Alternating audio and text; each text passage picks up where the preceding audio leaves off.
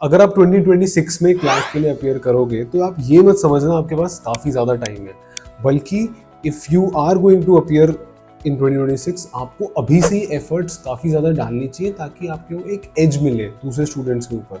जैसा मेरा स्टूडेंट है Kanav Saluja who secured all India rank 2 in elite, he started preparing for class 9th। And जब आप एक सिंगल डिजिट रैंक लाना चाहते हो किसी एंट्रेंस एग्जाम में, अगर वो एग्जाम अच्छे तरीके से कंडक्ट कराया गया है तो मोस्ट केसेस में आपको काफ़ी ज़्यादा एफर्ट्स डालनी पड़ती है। So in this video I am going to tell you the strategies आपको फॉलो करनी चाहिए, किस रोड मैप को आपको फॉलो करना चाहिए अगर आप 2026 में एग्जाम देना चाह रहे हो। एंड सेक्शन वाइज जो 5 सेक्शन है उसमें मैं आपको ये स्ट्रैटेजी एक्सप्लेन करके बताऊंगा। तो अगर आपने अपनी प्रिपरेशन स्टार्ट कर दी है या फिर आपने अपनी 11th क्लास में आते ही प्रिपरेशन स्टार्ट करी थी, सो आई वुड से कि 11th में जो आपका फोकस है that should be more on कि आप अपना सिलेबस खत्म करो। और सिलेबस में क्या आता है वो will obviously discuss in this video. And बाद में आपकी focus should be on giving as many mocks as possible. So when we talk about the English section of CLAT, उसका सिलेबस बेसिक सा ये है कि ऑब्वियसली आपको रीडिंग कॉम्प्रिहेंशन पे टेस्ट करा जाएगा। एंड रीडिंग कॉम्प्रिहेंशन के लिए you need to go through the newspapers, you need to read articles. And आपको रीडिंग अपनी डेवलप करनी चाहिए, आपको ज़्यादा नॉवेल्स पढ़नी चाहिए। अब इसमें क्या है, जो रीडिंग कॉम्प्रिहेंशन होगा इसके अंदर आपसे एक ऑथर की टोन पूछी जाएगी कि वो किस टोन को यूज़ कर रहा है, कि वो थोड़ा क्रिटिकल है, पॉजिटिव है, ऐसी ऐसी चीज़ें। सो ये सेक्शन पूरी तरह आपकी रीडिंग स्किल्स के साथ साथ ये भी टेस्ट करेगा कि आप ऑथर की इंटेंशन को समझ पा रहे हो या नहीं समझ पा रहे हो। तो इसके अंदर figures of speech, tones, main idea of a passage, central idea of a passage, what can you infer from the passage, ये इस टाइप के क्वेश्चंस पूछे जाते हैं। एंड इसके अंदर सबसे पहली जो प्राइमरी स्किल है दैट इज रीडिंग की। स्टूडेंट्स को यही नहीं समझ आता कि पैसेज बोल क्या रहा है। तो आई वुड से आप इस सब के ऊपर वर्क करो इंग्लिश सेक्शन के अंदर और अपनी रीडिंग स्किल्स पे वर्क करो by reading as much as possible. अगला section is the GK section. और जीके के अंदर पेपर में तो ऑब्वियसली करंट अफेयर्स रिलेटेड चीजें पूछी जाती है। अभी के लिए आप लोग थोड़ा सा स्टैटिक जीके पे फोकस कर सकते हो, static GK of things which are happening right now. And अगर आप बेसिक स्टैटिक जीके की हम बात करें, so these are the topics, इसका आप ऑब्वियसली स्क्रीनशॉट भी ले सकते हो, जो इंपॉर्टेंट हो जाते हैं। एंड इसके ऊपर किसी भी स्टैटिक जीके बुक से अभी से पढ़ना स्टार्ट करो, बिकॉज नेक्स्ट ईयर ऑब्वियसली आप जब करोगे अपनी प्रिपरेशन तो उस टाइम पे स्टैटिक जीके में फोकस करना माइट बी डिफिकल्ट। सो अभी आप एक बेस डेवलप कर सकते हो। एंड सिंपल सा तरीका जो क्लैट कंसोर्टियम फॉलो करता है कि कोई भी अगर न्यूज़ अभी करंटली चल रही है, करंट टॉपिक चल रहा है, वो काफ़ी ज़्यादा पॉपुलर है, उसी से related static GK they will ask. So इसमें हमने ये नोटिस किया है एक बेसिक लेवल स्टैटिक जीके होना बहुत ज़्यादा हेल्पफुल हो जाता है स्टूडेंट्स के लिए। लीगल के अंदर there are certain topics and उन टॉपिक्स की लिस्ट अगर आप इस क्यूआर कोड को स्कैन करोगे इस पे आपको मिल जाएगी।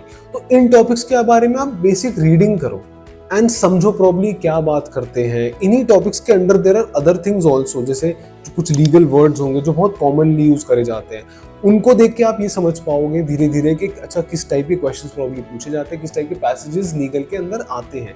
एंड फिर धीरे धीरे you can move on to the questions जो आगे आप सॉल्व करने होते हैं। पर बेसिक अगर मैं आपको एक बात बताऊं कि कौन से टॉपिक इंपॉर्टेंट है, तो आप इस लिस्ट को देखो जिसके अंदर टॉर्ट्स का टॉपिक इंपॉर्टेंट है, constitution law is important, IPC is important and आपका क्रिमिनल लॉ इज इंपॉर्टेंट। ये 4 टॉपिक्स काफी ज्यादा इंपॉर्टेंट रहे बिकॉज ये सबसे ज्यादा क्लैट के क्वेश्चन पेपर्स में पूछे गए।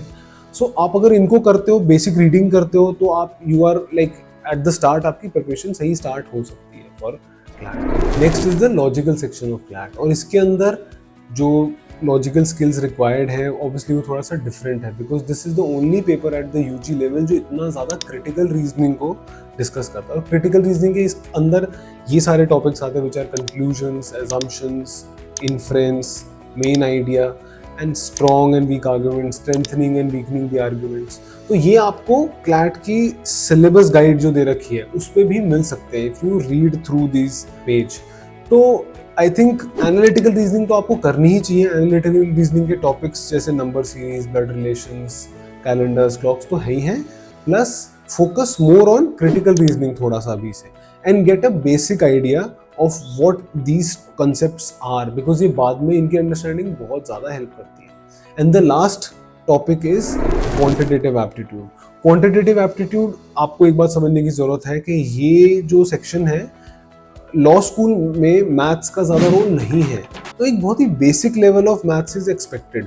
एंड इसके अंदर जो टॉपिक्स आते हैं वो आप एक बेसिक लेवल से पहले स्टार्ट कर सकते हो कि सिंपल क्वेश्चंस को सॉल्व करो, विच इज परसेंटेज का टॉपिक, एवरेजेस का टॉपिक, प्रॉफिट एंड लॉस का, रेशियो प्रोपोर्शन का। आई थिंक ये 4 टॉपिक से आप स्टार्ट कर सकते हो। फिर उसके बाद you can add SICI, time and work, speed, distance time, mensuration. तो इन सब की बेसिक चीजें डिस्कस करो, मतलब सॉल्व करो, प्रैक्टिस करो, and then later on you can move to DIs। अब अगर आपको ये सारा सिलेबस समझ आया हो तो in my next video of this particular topic which is with regards to student who are appearing in CLAT 2026, I will give you a proper preparation guide जिससे आप start कर सकते हो। एंड अगर आपका इतना सारा टाइम बचा है, और अगर आपको कोई भी और क्वेश्चंस है, कोई भी सवाल है इन टर्म्स ऑफ कैसे प्रिपरेशन करनी चाहिए या कुछ और सिलेबस के बारे में डाउट है, तो please ask me in the comment section.